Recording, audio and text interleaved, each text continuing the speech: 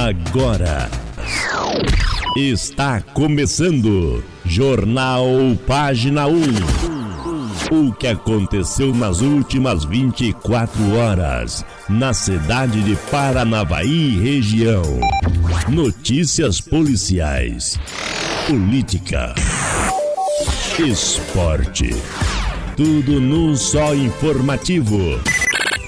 Jornal Página 1. Olá, muito bom dia. Hoje é dia 21 de agosto de 2019 e é quarta-feira. Estamos vivendo o inverno brasileiro. As nossas principais debates sobre reforma tributária.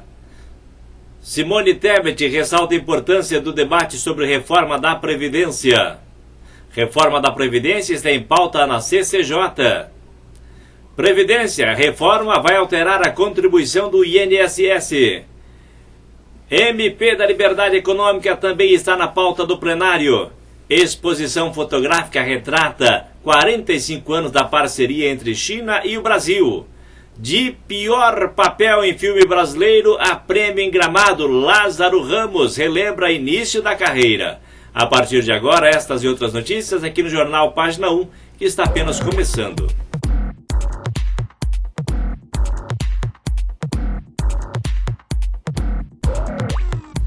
Iniciando o nosso Jornal Página 1 desta quarta-feira, vamos para o tempo e a temperatura para todo o Brasil.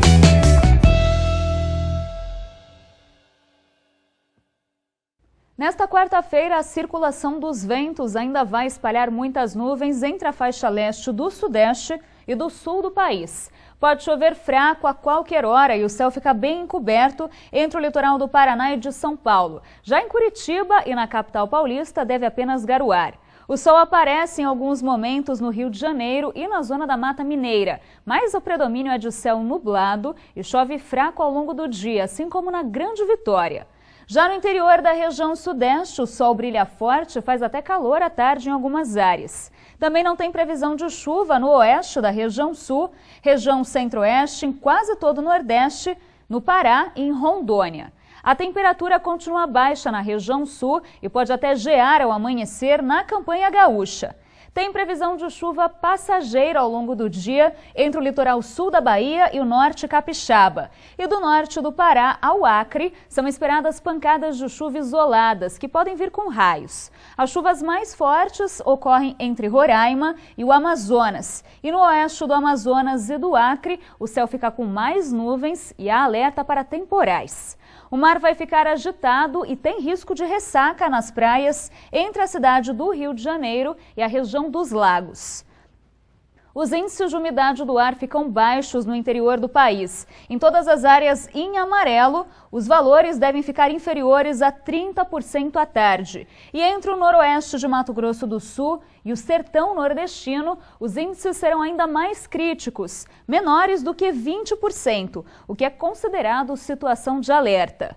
Ainda faz frio na região sul. A mínima prevista para Porto Alegre é de 10 graus e 9 graus em Curitiba. A máxima prevista para São Paulo é de 20 graus, 23 no Rio de Janeiro, 31 em Brasília e 34 em Manaus. Em debate sobre reforma tributária, o presidente da CCJ destaca a relação direta com regras previdenciárias. A Comissão de Constituição e Justiça realizou nesta segunda-feira próxima passada a primeira de uma série de audiências públicas sobre a proposta de emenda à Constituição que institui a reforma tributária. A PEC deve ser votada pelos senadores depois da votação da reforma da Previdência. E a Simone Tebet justificou o início dos debates paralelamente à discussão da reforma da Previdência por considerar que a reforma tributária é fundamental e tem relação direta com novas regras previdenciárias. A reforma tributária visa a mudança da estrutura legislativa de impostos, taxas e outras contribuições vigentes no país, de modo que o sistema de tributação se modernize e se torne mais igualitário. O sistema tributário nacional foi criado na época do regime militar e até hoje não foi remodelado. O debate sobre o assunto deve ganhar mais força no Congresso nesse semestre. Muitos podem estar se perguntando por que na semana do ciclo de audiências públicas da reforma da Previdência, estarmos incluindo já o debate e as audiências públicas para tratarmos da reforma tributária.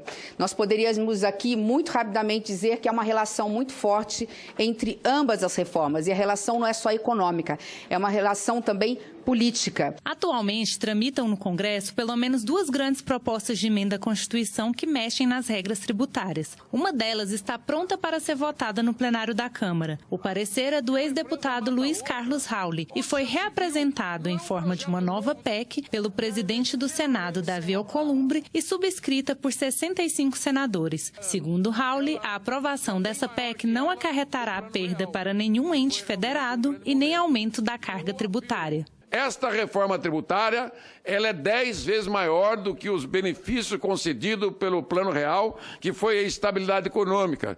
Essa aqui vai estabilizar a concorrência entre as empresas brasileiras e fazer do Brasil um dos maiores país de desenvolvimento econômico e industrial do mundo. As 2 propostas que tramitam no Congresso unificam os principais tributos sobre consumo. Surgiria então o IBS, Imposto sobre Bens e Serviços, de competência da União, dos estados e dos municípios, e o Imposto Seletivo, só de atribuição federal. Enquanto a proposta do deputado Baleia Rossi, que está sob a análise de uma comissão especial da Câmara, junta 5 tributos, cria um comitê gestor federal e prevê um período de 10 anos para a implementação, a outra, que tramita no Senado e é baseada em parecer do ex-deputado Rauli, tem abrangência maior, reúne 9 tributos, institui um comitê gestor estadual municipal, cria uma cobrança tributária eletrônica e reduz impostos para alimentos e medicamentos. Nessa proposta, a transição é de 5 anos. O governo também deve apresentar uma proposta de reforma tributária. O ponto mais polêmico é sobre a possibilidade da volta de uma espécie de CPMF. Há 2 outros pilares, que é a criação de uma nova CPMF, que está sendo chamada de CP. Aqui, tecnicamente, a gente precisa fazer justiça, né? Porque a CPMF ela foi demonizada no Brasil. Mas não necessariamente uma contribuição à CPMF é o pior dos mundos. O problema é você controlar que essa alíquota fique no nível baixo. As audiências públicas sobre a reforma da Previdência começaram ontem, terça-feira, na Comissão de Constituição e Justiça. E até amanhã, quinta-feira, serão 6 debates solicitados pelos diversos partidos e pelo relator da reforma, o senador Tasso Gereissati, do PSDB do Ceará. Foram convidados especialistas e representantes de categorias profissionais em um calendário organizado pela presidente da CCJ. Na quarta-feira, às 8 da manhã e às 2 da tarde, em reuniões solicitadas pelo Partido dos Trabalhadores, vão comparecer o ex-ministro do Trabalho e Previdência, Miguel Rosseto, além de sindicalistas, acadêmicos e estudiosos. E na quinta-feira, às 9 horas da manhã, virá novamente o secretário especial de Trabalho e Previdência, Rogério Marinho. E às 14, entre os debatedores, estará o presidente da Ordem dos Advogados do Brasil, Felipe Santa Cruz. A presidente da CCJ foi quem organizou o calendário das audiências, em acordo com o governo e com a oposição. Acho que será uma semana de trabalho exaustivo, mas extremamente produtivo. O relator vai ter que estar presente, eu vou estar presente praticamente todo o tempo, ajudando também no processo naquilo que for necessário. Os autores dos requerimentos vão presidir as audiências públicas, à exceção da primeira, que eu abro. E nesse espaço nós estaremos atentos especialmente ao conteúdo. Quanto mais sugestões vierem, mais enriquecido fica o trabalho e o relatório do senador Tasso Gereissati. O relator da reforma da Previdência na Comissão de Constituição e Justiça, como disse a senadora Simone Tebet, é o senador Tasso Gereissati. Ele deve apresentar o relatório preliminar na sexta-feira, dia 23 de Editada agosto. para facilitar a abertura de empresas, a medida provisória MP 881/2019 traz também mudanças na legislação trabalhista.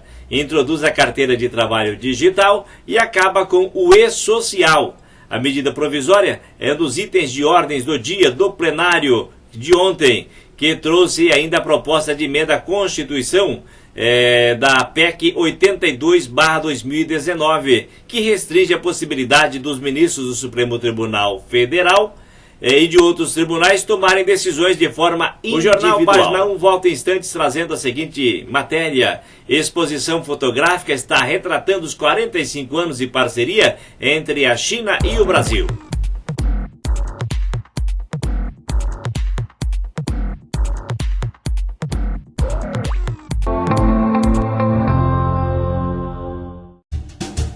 Que é esse choro aí, menino? Me explica enquanto eu imagino o que é que aconteceu lá fora. Desabafo não tem hora, as lágrimas ajudam a dizer o que a gente tenta esconder. No seu corpo ninguém toca, nem se oferecer pipoca. Então não tenha medo, não tente segurar o choro que só vai te ajudar.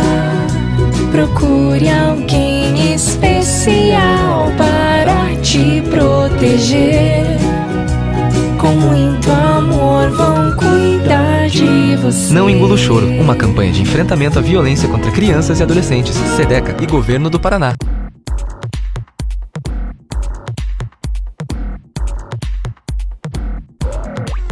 Já estamos de volta.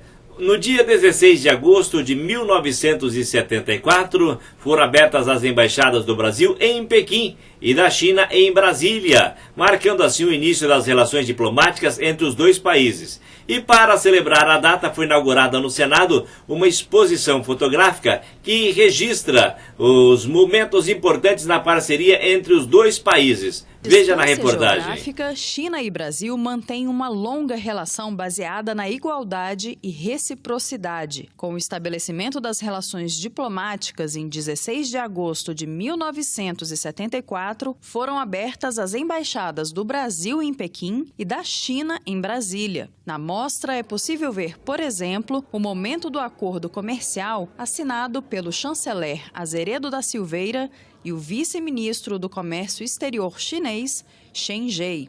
A exposição foi montada a partir de um acervo de quase 100 fotos e estão distribuídas em 10 painéis que contam a trajetória dos 45 anos de relações diplomáticas sino-brasileiras, com registros de trocas de experiências nas áreas de política, cultura, ciência, esportes, tecnologia, transportes, defesa nacional e inovação. Desde 2009, a China é o mais importante parceiro comercial do Brasil e tem sido uma das principais fontes de investimento externo no país. O relacionamento vai além da esfera bilateral. Brasil e China têm atuado também em grupos internacionais como BRICS, G20, OMC e BASIC, este formado por Brasil, De pior papel de filme brasileiro a prêmio em Gramado, Lázaro Ramos relembra o início da carreira.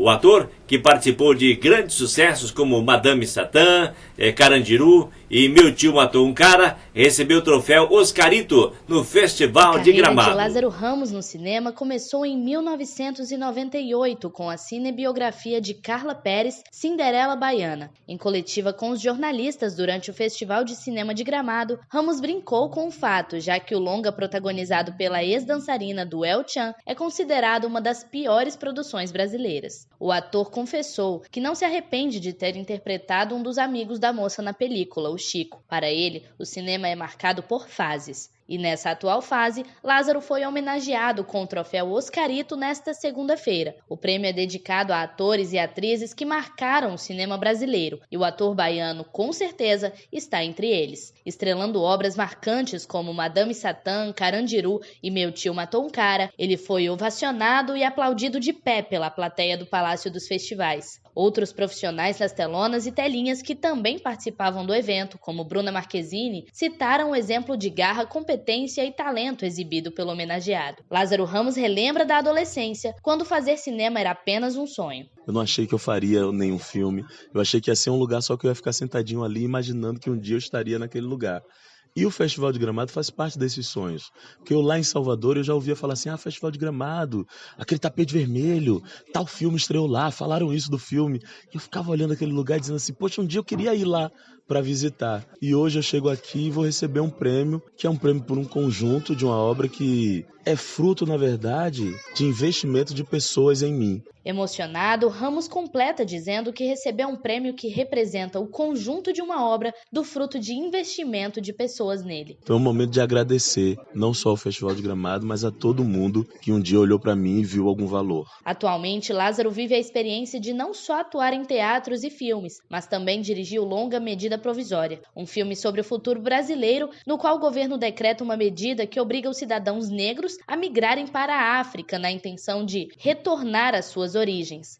O filme tem previsão de estreia para 2020. Além de Lázaro Ramos, neste ano o Festival de Cinema de Gramado já homenageou Carla Camurati. Nos próximos dias serão homenageados Maurício de Souza e Leonardo Sbaraglia. A premiação das mostras competitivas será no sábado, dia 24 de agosto. Pesquisador brasileiro identificou substância produzida pelo organismo que pode tratar o diabetes. A substância chamada de lipídio 12-EP,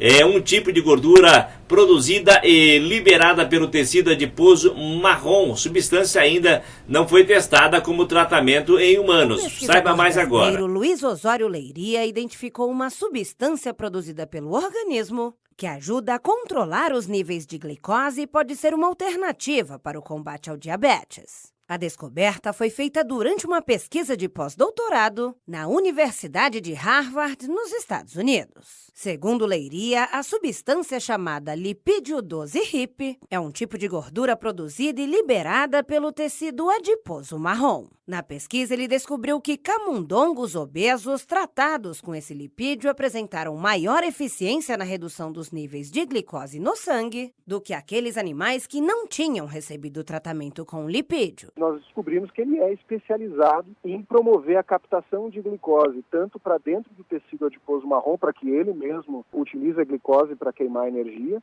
como também promovendo a captação de glicose até para o músculo, o que ajuda a fazer a depuração dessa glicose do sangue. Então, esses mecanismos de captação de glicose estão prejudicados no diabetes. O que esse lipídio faz? Ele auxilia nesse processo, diminuindo, então, mais rapidamente os níveis de glicose no sangue. A jornalista Luciana Onken, de 45 anos, autora do blog Viver com Diabetes, convive com a doença e conta que é possível levar uma vida numa boa se algumas medidas forem adotadas. Eu vou completar 16 anos de diabetes e não tenho nenhuma complicação. Isso porque eu costumo incluir atividade física no meu dia, que nem sempre é academia, mas fazer uma caminhada, ir até o banco, fazer alguma coisa a pé e ter uma alimentação equilibrada. Eu costumo dizer que nada é proibido para quem tem diabetes, desde que você conheça seu corpo, faça o seu monitoramento de glicemia e converse com seu profissional de saúde. O publicitário Felipe Fernandes de Moraes, de 31 anos, também toma alguns cuidados, mas afirma não se privar de algo que tem vontade. Eu completei esse ano 20 anos de diabetes. Eu faço meio que contagem de carboidrato e eu tomo insulina de acordo com o que eu como, né, com as minhas refeições. Então eu tenho mais ou menos uma noção de quanto cada alimento tem de carboidrato, eu faço essa contagem e existe uma regra de determinada quantidade de insulina para determinadas gramas de carboidrato que eu como. E assim eu vou levando o meu dia a dia. O pesquisador Luiz Osório Leiria ressalta que nos testes clínicos feitos com pacientes humanos, ao coletar amostras de sangue de pessoas magras e saudáveis e em pacientes com sobrepeso e obesos, verificou-se que a quantidade de 12-HIP no primeiro grupo foi maior que no sangue dos pacientes com sobrepeso e obesos. Na prática, isso quer dizer que a pesquisa sugere a possibilidade de que a redução dos níveis desses lipídios na corrente sanguínea de pessoas obesas contribua de alguma forma para o aumento da glicose no sangue desses pacientes. A substância ainda não foi testada como tratamento em humanos, mas Leiria afirma que pretende fazer os testes em breve. Dados da Sociedade Brasileira de Diabetes indicam que existem atualmente no Brasil mais de 13 milhões de pessoas vivendo com a doença, o que representa 6,9% da população nacional. Uma jovem de Blumenau vai representar o Brasil na maior competição de educação profissional do mundo. O torneio vai ser disputado em Kazan, na Rússia, entre os dias 22 e 27 deste mês. É uma das ferramentas de marketing utilizada na montagem de vitrines, com o objetivo de melhorar vendas, por exemplo, por meio da exibição de produtos. É por conta dessa técnica que Gabriele Heiser, de 19 anos, moradora de Blumenau, conseguiu uma vaga para disputar a WorldSkills, maior competição de educação profissional do mundo. Ela é formada no curso de Design de Produtos de Moda, no Senai local. Além de organizar os materiais que serão expostos nas vitrines, Gabriele será avaliada desde a criatividade utilizada no projeto até a forma como o público lida com o conteúdo. Eles avaliam se o meu projeto está igual, se minha vitrine está igual ao projeto, se atende ao tema, se agradaria o público, se os produtos estão bem expostos, se está de forma criativa, se eles têm a ver com o conceito, se tem algum adereço 3D, então são pontos assim. E aí tudo avalia acabamento, no geral, assim. A jovem integra a delegação brasileira de 63 competidores que disputa o torneio na Rússia a partir desta quinta-feira e se junta a estudantes de outros 10 estados e do Distrito Federal. Além dela, 8 catarinenses competem nas modalidades de fresagem, solução de software para negócios, manutenção de aeronaves, florista, estética e bem-estar, administração de sistema de redes, vitrinismo e segurança cibernética. Além de Blumenau, cidade de Gabriele, os municípios de São Bento do Sul, Palhoça, Rio do Sul, Tubarão, Jaraguá do Sul e Tijucas possuem representantes na WorldSkills. Os jovens que vão representar o Brasil em Kazan passaram por treinamento que começou em janeiro e durou 6 meses. Todos os integrantes realizaram atividades voltadas para preparação física, técnica e emocional, de acordo com sua modalidade. Após o período de treinamento, a delegação brasileira se reuniu em Brasília para uma imersão, que contou com diversas atividades como palestras e jogos interativos, com o objetivo de motivar os jovens. O líder de equipe da delegação brasileira na WorldSkills, Marcelo Mendonça, conta que a adaptação é fundamental para o sucesso dos estudantes no torneio. Nós tivemos um encontro de toda a delegação, intérprete, competitor, etc., né, para eles se integrarem mesmo, né, todos juntos, porque essa integração passa uma segurança maior para eles, né, de que eles estão com uma equipe, não sozinhos. Realizada a cada 2 anos, a WorldSkills é a maior competição de educação profissional do mundo. Neste ano, o torneio será disputado entre os dias 22 e 27 de agosto em Kazan, na Rússia. Jovens de até 25 anos de países das Américas, Europa, Ásia, África e Pacífico Sul disputam modalidades relacionadas a profissões técnicas da indústria e do setor de serviços. Os competidores precisam demonstrar habilidades individuais e coletivas para responder aos desafios de suas ocupações, dentro de padrões internacionais de qualidade. A melhor participação brasileira na história do campeonato foi em São Paulo em 2015, com 27 medalhas conquistadas, resultado que rendeu o primeiro lugar geral. Em 2017, em Abu Dhabi, a delegação manteve o país no pódio, quando terminou em segundo lugar geral, com 15 medalhas. A Polícia Rodoviária Federal já recuperou mais de 4 mil carros roubados ou furtados neste ano. De acordo com o balanço da corporação, as equipes interceptaram e apreenderam ao todo 4.042 veículos que circulavam com restrições do tipo pelas rodovias federais de todo o país. Mais de 4 mil veículos roubados ou furtados já foram recuperados pela Polícia Rodoviária Federal este ano. De acordo com o balanço da corporação, as equipes interceptaram e apreenderam ao todo 4.042 veículos que circulavam com restrições do tipo pelas rodovias federais de todo o país. O número é 61% maior do que o total de apreensões realizadas em todo o ano passado, quando 6.557 veículos roubados ou furtados foram recuperados. De acordo com a Polícia Rodoviária Federal, somente entre julho e o dia 15 de agosto foram apreendidos 825 veículos. A maior parte das apreensões ocorreu em Minas Gerais, 91 veículos recuperados no período. ano. Na sequência, aparece Mato Grosso do Sul, com 72 ocorrências, Rio de Janeiro, com 69 e Paraná, com 62. E com 60 apreensões de veículos roubados ou furtados, a Bahia fecha a lista dos 5 estados onde a Polícia Rodoviária Federal mais recuperou veículos entre julho e meados Brasil de e agosto. Paraguai retomam negociações sobre a energia de Itaipu. O acordo assinado em maio havia sido suspenso há 3 semanas após denúncias de falta de transparência e consulta à população por parte dos membros do governo paraguaio, que aceitaram termos lesivos à economia do país. O uso da energia produzida em Itaipu volta à mesa de negociações entre Brasil e Paraguai. Autoridades brasileiras e paraguaias se reúnem nesta terça-feira em Brasília para estabelecer regras para a compra e venda da energia excedente produzida pela usina de Itaipu. O acordo assinado em maio foi suspenso há 3 semanas após denúncia de falta de transparência e consulta à população por parte de membros do governo paraguaio que aceitaram termos lesivos à economia do país. A prioridade do Paraguai é aumentar o nível de energia excedente, que é mais barato do que a produção convencional, que exige do país vizinho a cessão de parte do produto ao Brasil para quitar custos do contrato de construção da hidrelétrica binacional. O acordo definirá critérios para uso e comercialização do excedente, além da potência e volume de produção que deverá ser contratado. O Jornal Página 1 vai ficando por aqui. Nós voltamos amanhã, trazendo mais informações para você. Até lá.